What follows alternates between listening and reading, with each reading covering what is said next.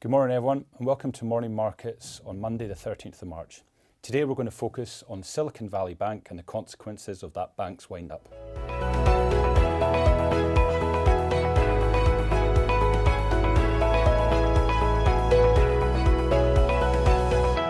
The first thing to note is that as of this morning, Silicon Valley Bank has been formally wound down. All depositors in the US have been fully guaranteed by the regulator there, and the same in the UK. HSBC has taken over the UK arm and all depositors have been guaranteed as well. No taxpayer funds have been required for this. So how did we get here? Well, SVB is quite unique in that its funding model was largely exposed to venture capital companies in tech and life sciences. Over 50% of those businesses did their banking with SVB.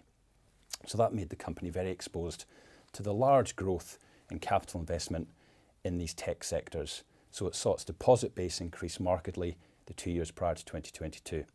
The deposit base grew so much that it was unable to invest these funds through lending to appropriate channels, so it bought AAA US mortgage-backed securities, which in any other scenario would be safe and low volatile instruments. But we know from the rise in yields last year that there were large capital losses on these instruments. Such were the losses that SVB was forced to sell some of these securities at a substantial loss through the week to cover some deposit outflows on the other side.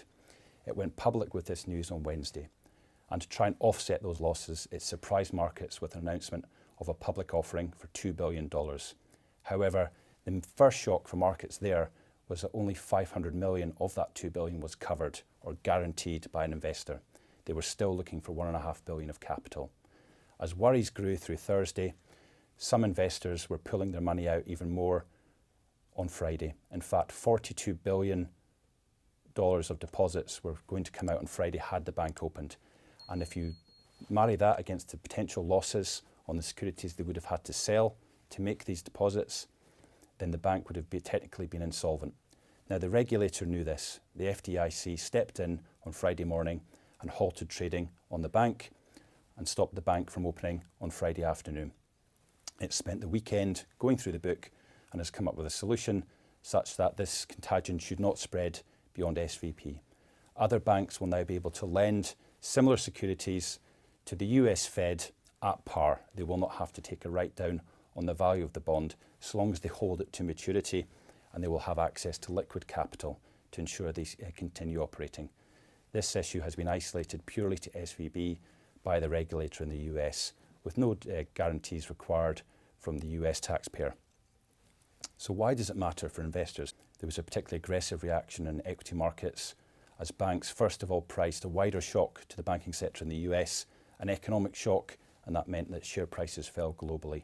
However, as of this morning, all of those losses from Friday have been reversed on the back of the good, concise news from the regulator in the US and HSBC here in the UK.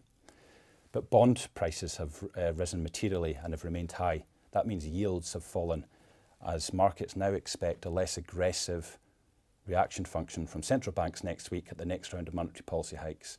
In fact, markets now expect only one further hike from the US central bank, which would take policy rates up to 5%.